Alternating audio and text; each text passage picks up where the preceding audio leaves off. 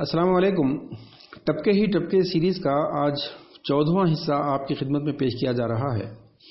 مسلم personal لا اور uniform civil code کے بارے میں ہم نے جو سلسلہ شروع کیا تھا، آج اسی سلسلے کی یہ آخری کڑی ہے اور آج کا ہمارا موضوع ہے کیا دعوتوں میں سینکڑوں لوگوں کو جمع کرنا دینی اور اخلاقی نقطۂ نظر سے جائز ہے؟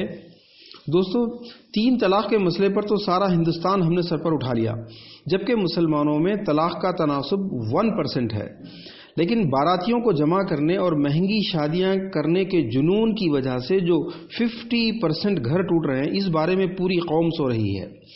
دوستو، جب بھی قوموں نے اپنے نبیوں کی نافرمانی کی، ان پر عذاب آیا۔ کوئی قوم جادو میں پڑی رہی تو کسی قوم میں ہومو سیکشولیٹی عام تھی۔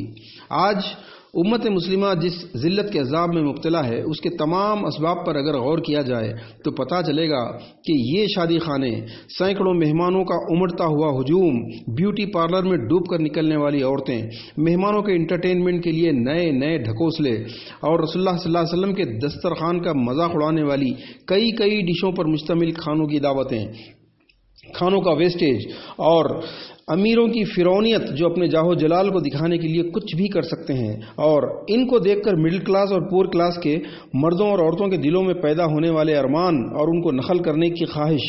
دوستو، ہندوستان اور پاکستان کے پورے معاشرے میں جو آج سیاسی، معاشی، اخلاقی اور معاشرتی زوال ہے، وہ انہی چیزوں کی وجہ سے ہے، اور یہی اللہ تعالیٰ کی طرف سے عذاب کی ایک شکل ہے۔ چونکہ اور تو کوئی کارنامہ ایسا نہیں ہے جس کو مسلمان سیلیبریٹ کر سکیں، نہ تو میڈیا ان کے ہاتھ میں ہے، نہ تو ٹیکنالوجی، نہ یہ بڑے بینکر ہیں، نہ انشورر، نہ ان کے پاس انڈسٹریز ہیں، اور نہ تو پھر آکسفورڈ یا کیمبرج جیسے علمی مراکز۔ اس لیے بس ایک ہی کارنامہ باقی رہ جاتا ہے، یعنی شادی اور بارات۔ یہی دکھا کر یہ زندہ رہ سکتے ہیں۔ لوگ یہ چاہتے ہیں کہ ہجوم جمع ہو، کھانے پینے کی محفلیں ہوں، اور یہی ان کی زندگی کا سب سے بڑا اچیومنٹ ہے۔ اسی لیے دعوت قبول کرنے والی حدیثیں سب کی سب یاد ہیں، نہیں یاد ہیں تو صرف وہ آیتیں اور حدیثیں ان کو یاد نہیں ہیں جو غیر شرعی دعوتوں کو قبول نہ کرنے کے بارے میں ہیں۔ حتیٰ کہ امام ابو حنیفہ علیہ الرحمہ کا فرمان تک موجود ہے کہ دعوت ولیمہ قبول کرنا سنت موقدہ ہے، لیکن اگر اس میں صرف امیر شریک ہوں، غریبوں کو نہ بلایا جائے، یا جس دعوت میں فخر و مباحات ہوں، منکرات ہوں، یا دعوت دینے والے کی آمدنی کے جائز ہونے پر شبہ ہو، تو ان دعوتوں کو قبول کرنا ہرگز جائز نہیں۔ دوستو، ہم یونیفارم سول کوڈ کو روکنا بھی چاہتے ہیں، 3 طلاق کے معاملے میں کوئی سمجھوتا کرنا نہیں چاہتے، لیکن یہ کیوں بھول جاتے ہیں کہ جس مسلم پرسنل لا میں طلاق کا طریقہ ہے، اسی پرسنل لا میں مسجد میں نکاح اور سادگی سے ولیمے کا بھی قانون بائی ڈیفالٹ موجود ہے۔ پوری شریعت اسلامی میں کہیں 2 دعوتوں کا کوئی جواز موجود نہیں۔ ہاں، دور جاہلیت میں ابو جہل اور ابو لہب کے دور میں 10 دن کی دعوتوں کی رسم ہوا کرتی تھی، 10 دن کھانے ہوتے تھے۔ رسول اللہ صلی اللہ علیہ وسلم نے سختی سے یہ قانون نافذ فرمایا کہ دعوت صرف اور صرف 1 دن کی ہوگی، اور وہ ہے ولیمے کی۔ اس میں صرف قریبی دوست اور رشتہ دار شریک ہوں گے۔ ولیمہ اسی اسکیل پر ہوگا جتنی مرد کی استطاعت ہے، اور مہر نقد ادا کیا جائے گا۔ کوئی ادھار کا سسٹم اس دور میں موجود نہیں تھا، اور بس یہی ایک سچے مسلمان کی شادی کا طریقہ ہے۔ ذرا تصور کیجئے، اگر شادی کو اسلام میں کسی اہم کارنامے کی حیثیت ہوتی اور اس میں لوگوں کو جمع کرنا کوئی خیر کا کام ہوتا، تو آل رسول صلی اللہ علیہ وسلم یا امہات المومنین کو فاخے کرنے کی کبھی نوبت نہیں آتی۔ مدینے کی جس گلی میں بھی شادی ہوتی، وہاں مہمانوں کی لسٹ بنتی اور سب سے پہلا نام رسول اللہ صلی اللہ علیہ وسلم اور ان کے تمام اہل و عیال کا ہوتا۔ ہر روز 2 3 دعوت نامے آتے۔ دوستو، صحابہ آپ صلی اللہ علیہ وسلم کو بلائے بغیر نہ نکاح کرتے، نہ کوئی ولیمہ، بلکہ بخاری اور مسلم میں روایتوں کی تعداد دگنی ہو جاتی کہ رسول اللہ صلی اللہ علیہ وسلم فلاں کے نکاح کے موقع پر موجود تھے اور وہاں آپ صلی اللہ علیہ وسلم نے یہ فرمایا، اور فلاں کے منگنی یا ولیمہ کے موقع پر موجود تھے، وہاں پر یہ خطبہ پیش فرمایا۔ دوستو، آج سارے فساد کی جڑ یہی بارات ہے۔ لوگ بڑی معصومیت سے سمجھتے ہیں کہ بارات کا مطلب دلہے کے ساتھ بینڈ باجے کے پیچھے چلنے کا نام بارات ہے۔ جی نہیں، شادی کی کسی بھی تقریب جیسے منگنی، رخصتی، جمعگی وغیرہ، ایسی تقریبوں میں لوگوں کا جمع ہونا ہی بارات ہے۔ ہندو رسموں اور اسلام میں جو مین ڈفرینسز ہیں ان میں سے ایک بارات کا بھی ہے کہ مسلمان کبھی بارات پسند نہیں کرتا اور ہندو بارات کے بغیر شادی نہیں کرتا۔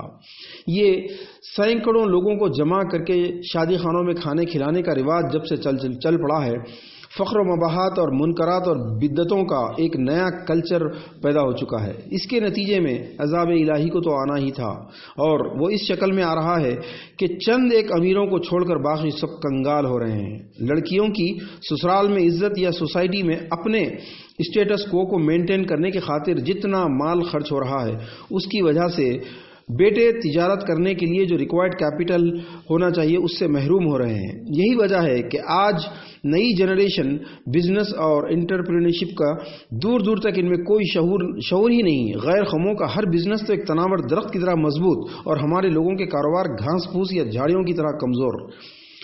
جتنے بڑے بزنس ہیں وہ سارے کے سارے غیر قوم کے ہیں، اور ہمارے لوگ شادی خانے، چائے خانے، ریئل اسٹیٹ یا پھر معمولی دکانیں چلاتے ہیں۔ ہونا یہ چاہیے دوستو کہ باپ بجائے بیٹی پر لاکھوں روپیہ برباد کرنے کے بیٹوں کو یہ پیسہ دے، ان کو ہارڈ اسٹرگل پر مجبور نہ کرے، اور بیٹے تجارت کے لیے وہی پیسہ لے کر خود کمائیں اور اپنی شادی کریں اور آنے والی دلہن کے لیے شاندار گھر، لباس اور زیور مہیا کریں، بجائے اس دلہن کو اپنی مالکہ بنا کر لانے کے اس کو اپنی رانی بنا کر لائیں۔ یہی اصل مردانگی ہے۔ قرآن نے سورہ نساء آیت 34 میں مرد کی یہی ڈیفینیشن پیش کی ہے کہ مرد وہی ہے جو مال خرچ کرے، نہ کہ دلہن سے خرچ کروائے۔ اسی صورت میں اسے قوام یعنی عورت پر حاکم ہونے کا حق دیا گیا ہے۔ دوستو، شادی کے پورے ایکسپنسز کا مشکل سے 25% حصہ جہیز پر خرچ ہوتا ہے، باقی پورا 75% کھانے اور شادی خانے پر خرچ ہوتا ہے۔ لوگ ایک وقت پیٹ بھر کر اگلے دن ٹوائلٹ جا کر فلش کر دیتے ہیں، اور لڑکی کو سوائے کچھ سامان کے اور کچھ نہیں ملتا۔ لوگ سمجھتے ہیں کہ بارات کو جمع کرنے کا شوق لڑکے والوں میں ہوتا ہے۔ حقیقت یہ ہے کہ زیادہ تر یہ لڑکیوں کی مائیں ہوتی ہیں جو اصل فتنہ کھڑا کرتی ہیں، بیٹوں کا حق مارتی ہیں اور انہیں بجائے تجارت کرنے کے نوکری ڈھونڈنے پر مجبور کرتی ہیں، اور شوہر کی ساری بچت بیٹی کے باراتیوں پر لٹاتی ہیں، اور ہر اس گھر کو ڈھونڈ کر دعوت دیتی ہیں جہاں یہ خود جا کر کبھی اپنے کپڑوں اور زیوروں کی نمائش بلکہ فیشن پریڈ کر کے آ چکی ہیں۔ پھر لڑکے والے سوچتے ہیں کہ مفت ہاتھ آئے تو برا کیا ہے، جب خرچ کرنے والے خود تیار ہیں تو ناجائز کی فکر ہم کیوں کریں، لہٰذا وہ بھی اپنے 500 یا 1000 مہمانوں کو آپ کی دعوت میں شریک کر ڈالتے ہیں۔ اور ادھر کھانے والے بھکڑوں کا معاملہ یہ ہوتا ہے کہ انہیں صرف کھانے سے غرض ہوتی ہے، وہ یہ نہیں دیکھتے کہ کھلانے والا کس مشکل سے کھلا رہا ہے، یہ دعوت کسی جائز عنوان سے ہو رہی ہے یا نہیں۔ دوستو غور کیجئے، حضرت عبد القادر جیلانی رحمہ اللہ علیہ کا اسوہ یہ تھا کہ شہر میں عام لنگر کھلا ہوتا تھا، لیکن کھلانے والے کی آمدنی پتہ نہیں کیسی ہو، یہ سوچ کر وہ 2 دن کے فاقے کرتے لیکن کسی دعوت میں ہرگز شریک نہیں ہوتے۔ غوث کا دامن نہیں چھوڑیں گے یہ دعویٰ کرنے والے یہ بھی نہیں دیکھتے کہ کیا غوث اعظم رحمہ اللہ علیہ یا رسول اللہ صلی اللہ علیہ وسلم نے اس قسم کی دعوتوں کو کبھی اٹینڈ بھی کیا ہے۔ دوستو حقیقت تو یہ ہے کہ پوری قوم سمم بکمن عمیٌ فہم لا یعقلون کی تصویر بن چکی ہے، یعنی یہ اندھے، گونگے اور بہرے ہیں، یہ عقل نہیں رکھتے۔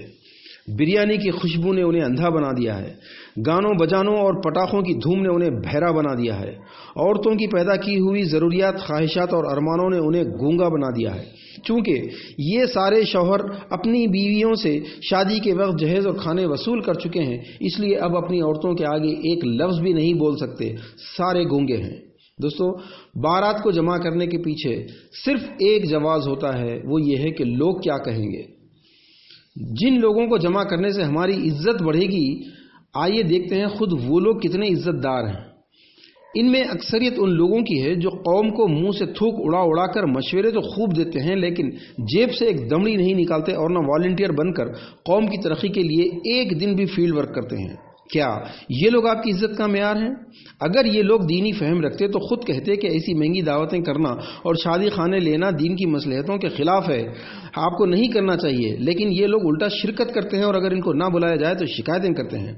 ہاں، کئی سمجھدار لوگ بڑی دعوتوں میں شریک ہوتے ہی نہیں، کوئی نہ کوئی بہانہ کر کے غیر حاضر رہتے ہیں۔ اس کا مطلب یہ ہوا کہ بھیڑ بھاڑ کی دعوتوں میں شریف اور سمجھدار لوگ کبھی شرکت نہیں کرتے۔ دوستو غور سے دیکھیے باراتیوں کے اس ہجوم کو، کئی تو وہ ہیں جو قرض لیکر واپس نہ کرنا دھندا بنا چکے ہیں۔ کئی تو وہ ہیں جو بیٹی کی شادی کے وقت تو جہیز کی لین دین کو خوب کوستے ہیں، لیکن بیٹوں کی شادی میں سب جائز کر لیتے ہیں۔ کیا ایسے ڈوبیس کیریکٹر کے لوگ آپ کا معیار ہیں؟ ان میں آپ کو 60-70 سال کے وہ بزرگ بھی ملیں گے جن کو اب پیسے کی ضرورت نہیں، بلکہ ان کی باقی عمر اور ساری توانائیاں اب قوم کے لیے وقف ہونے چاہیے، لیکن اب بھی یا تو وہ مزید کمانے میں، یا پھر بہوؤں کو گھروں پہ رہ کر تنگ کرنے میں، یا پھر فضول باتوں میں وقت اور پیسہ برباد کرنے میں لگے ہوئے ہیں۔ کیا ان کے آنے سے آپ کی عزت بڑھنے والی ہے؟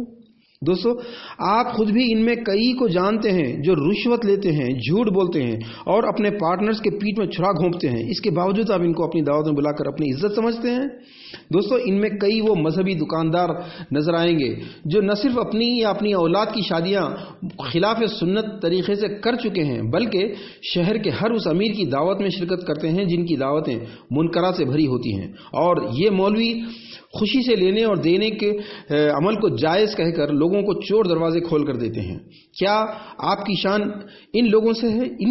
ان کی موجودگی سے آپ کی عزت بڑھے گی؟ آپ کی عزت کا یہی معیار ہے، یا پھر آپ کی عزت کا معیار وہ لیڈر ہیں جو اپنی آمدنی کے لیے کیا کیا کرتے ہیں؟ یہ ہر شخص جانتا ہے۔ دوستو، دیکھیے اس مجموعے کو غور سے۔ کتنے ہیں جو شراب اور جوے کے عادی ہیں، کتنے ہیں جو بیویوں پر ہاتھ اٹھاتے ہیں، کتنے ہیں جو بوڑھے ماں باپ کی خبر نہیں رکھتے لیکن بیوی اور ساس سسر کی خدمت میں لگے رہتے ہیں، کتنے ڈاکٹر ہیں جو اپنی نوکری اور کمیشن کی خاطر مریضوں کو لوٹتے ہیں پھر بھی چور نہیں کہلاتے، کتنے ہیں جو اوقاف کی جائیدادوں کے دلال ہیں پھر بھی باعزت کہلاتے ہیں، اور کتنے ایسے ہیں جن کا پیسہ سود، شراب، گٹکے اور زمینوں پر قبضوں کے کاروبار میں لگا ہوا ہے۔ دوستو، غور کیجئے، اس معیار کی قوم کے افراد کو جمع کرنے سے اگر آپ کی سوسائٹی میں عزت ہے تو پھر آپ کی عزت کا معیار کیا ہے؟ خود ہی سوچ لیجئے۔ رسول اللہ صلی اللہ علیہ وسلم نے فرمایا، تم اپنے دوست کے دین سے پہچانے جاؤ گے۔ دوست جس کیریکٹر کا آدمی ہوگا، جو آپ کے مہمان بن کر آپ کی عزت بڑھانے کے لیے شریک ہو رہا ہے، اسی کے کیریکٹر سے آپ کی پہچان ہوگی۔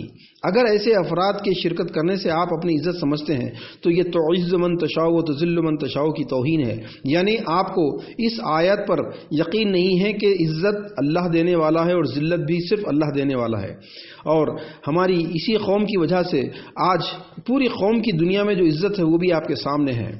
گھر گھر غربت، افلاس، قرض، سود، بے روزگاری، amoral and illegal source of income, اور سب سے بڑا جرم یہ کہ اپنے اعمال کو درست کیے بغیر شفاعت اور مغفرت اور وسیلوں کے کاروبار ڈھونڈنا، یہ تمام کی تمام دن بدن بڑھتے چلے جا رہے ہیں۔ لوگ جب تک ایسے باراتیوں کو بلا کر سوسائٹی میں اپنی عزت اور اپنا اسٹیٹس محسوس کرتے رہیں گے، پوری قوم کی ذلت دن بدن بڑھتی چلی جائے گی۔ دوستو، ان تمام باراتیوں کو شارٹ لسٹ کر کے چھانٹ کر جب آپ چند ایک باعزت لوگوں کی لسٹ بنائیں گے تو ان کی تعداد 15-20 سے زیادہ نہیں ہوگی۔ ان کو ولیمے پر مدعو کرنے کے لیے آپ کو کسی شادی خانے کی ضرورت نہیں ہوگی۔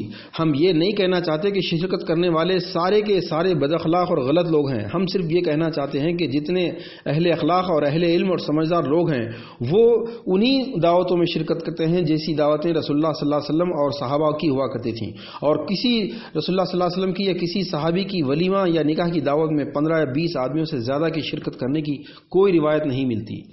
اپنی عزت کے معیار کے کانسیپٹ کو بدلنے کی ضرورت ہے۔ آپ کو یہ فیصلہ کرنا پڑے گا کہ آپ کی عزت کا معیار رسول اللہ صلی اللہ علیہ وسلم ہے یا بد اخلاق افراد کا یہ ہجوم۔ خدا را اس ہجوم کو اپنا معیار نہ بنائیے، کیونکہ یہ ہجوم آپ کے ایمان اور آخرت کو برباد کر دے گا۔ خود رسول اللہ صلی اللہ علیہ وسلم بھی حوض کوثر پر آپ سے منہ موڑ لیں گے، اسی طرح جس طرح آج آپ رسم و رواج کی خاطر رسول اللہ صلی اللہ علیہ وسلم کے نکاح کے طریقے سے منہ موڑ رہے ہیں۔ دوستو، ان باراتوں کو روکنے کا طریقہ یہی ہے کہ جب آپ کے پاس کوئی دعوت نامہ لے کر آئے تو کلمہ جہاد زبان سے نکالیے، منہ کھولیے اور رخا لانے والے سے کہیے کہ جو شادی کا طریقہ رسول اللہ صلی اللہ علیہ وسلم کے طریقے کے خلاف ہو، ہم اس شادی میں شرکت نہیں کر سکتے۔ آپ کے نہیں جانے سے کوئی فرق نہیں پڑے گا، لیکن وہ شخص جتنوں کے سامنے آپ کی شکایت کرے گا اتنے لوگوں کے دل میں آپ کا کلمہ حق تیر کی طرح بیٹھ جائے گا۔ بس یہی ایک طریقہ ہے برائیوں اور بربادیوں کے اس طوفان کو روکنے کے لیے۔ دوستو، ان لوگوں کی دعوتوں میں باراتی بننے سے انکار کر دیجئے جو اللہ اور اس کے رسول صلی اللہ علیہ وسلم سے ضد اور ہٹ دھرمی کرتے ہیں، یہ سوالات کرتے ہیں کہ اپنی اولاد پر خرچ نہ کریں گے تو کس پر کریں گے؟